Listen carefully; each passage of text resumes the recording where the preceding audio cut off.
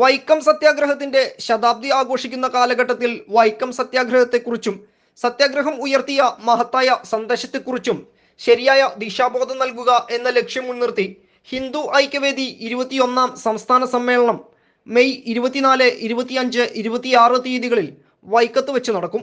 സംസ്ഥാന സമ്മേളനത്തിന്റെ സംഘാടക സമിതി രൂപീകരണ യോഗം Vaikom Chalapparambu TK Madhavan memorial UP സ്കൂളിൽ നടന്നു.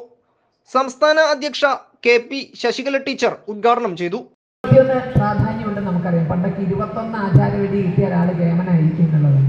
അപ്പോൾ ആ 21ാമത് സംസ്ഥാന സമ്മേളനം ഒരു ഏതാനും വർഷങ്ങൾക്ക് മുമ്പ് നമ്മളൊക്കെ പ്രായപൂർത്തിയാകണമെങ്കിലും 21 വയസ്സായിരുന്നു. വോട്ടവകാശമൊക്കെ കിട്ടണമെങ്കിൽ 21ആണ്. ഇപ്പോൾ ലേശം ചവിട്ടി പിടിച്ച് പിന്നിലേക്ക് 18ലേക്ക് പോയെങ്കിലും 21ന്റെ പ്രാധാന്യം അവസാനിച്ചിട്ടുണ്ട്. അപ്പോൾ ആ 21ാം സംസ്ഥാന സമ്മേളനം എന്ന് പറയുമ്പോൾ അതുകൊണ്ട് തന്നെ വളരെ ഗൗരവമേറിയതാണ്. വൈക്കം സത്യാഗ്രഹത്തിന്റെ ശതാബ്ദിയിൽ തന്നെ ഹിന്ദു ഐക്യവേദി ജില്ലാ president captain PN Vikraman Nair അധ്യക്ഷത വഹിച്ചു.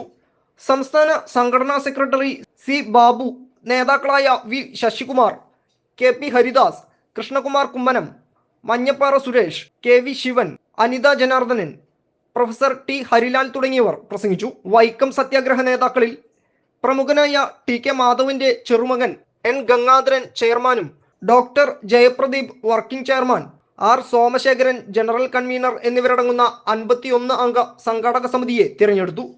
മെയ് 24-ന് കോട്ടയം ദർശന ഓഡിറ്റോറിയത്തിൽ നടക്കുന്ന വൈക്കം സത്യാഗ്രഹത്തെക്കുറിച്ചുള്ള സെമിനാറിൽ ദേശീയ തലത്തിൽ ശ്രദ്ധേയരായ മാധ്യമപ്രവർത്തകരും പ്രമുഖരായ സംഘടനാ നേതാക്കളും പങ്കെടുക്കും.